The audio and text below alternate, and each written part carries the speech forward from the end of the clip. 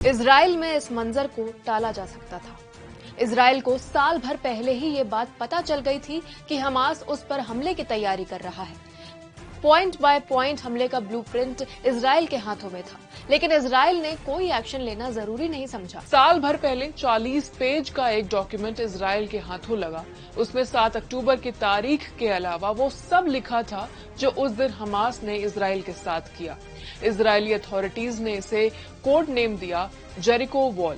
Jericho wall में Gaza पट्टी के चारों ओर सिक्योरिटी को ध्वस्त करने के लिए डिजाइन किया गया व्यवस्थित हमला, इजरायली शहरों पर कब्जा, मिलिट्री बेसेस में इन्वेजन, सिक्योरिटी कैमरास को ध्वस्त करने के लिए ड्रोन्स, सब कुछ वैसे का ही नहीं। जेरिको वॉल्स में इजरायली मिलिट्री फोर्सेस की exact size, location, communication hubs के अलावा ऐसी कई सेंसिटिव इंफॉर्मेशन थी जिसने हमास के इंटेलिजेंस और इजराइल की सिक्योरिटी पर सवाल खड़े कर दिए।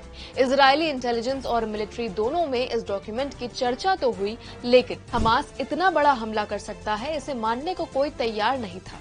जानते हैं इजरायली मिलिट्री ने क्या कहा था। जेरिको वॉल को पढ़ने के बाद इजरायली मिलिट्री ने कहा था कि हमास के इरादे साफ नहीं है। ये नहीं कहा जा सकता कि हमास इस प्लान पर काम कर भी पाएगा या नहीं। फिर इस पर कोई चर्चा नहीं हुई। लेकिन इसी साल हमले से 3 महीने पहले जुलाई में इजराइल डिफेंस फोर्स की यूनिट 8200 की अनुभवी एनालिस्ट ने हमास हमले से संबंधित एक वार्निंग फिर से दी, लेकिन गाजा डिवीजन के कर्नल ने उनकी इस बात को नजरअंदाज किया। नतीजा 7 अक्टूबर को इजराइल के इतिहास का सबसे डेडली हमला और इजराइल फिलिस्तीन की तबाही का डरावना मंजर जो अब तक जारी है।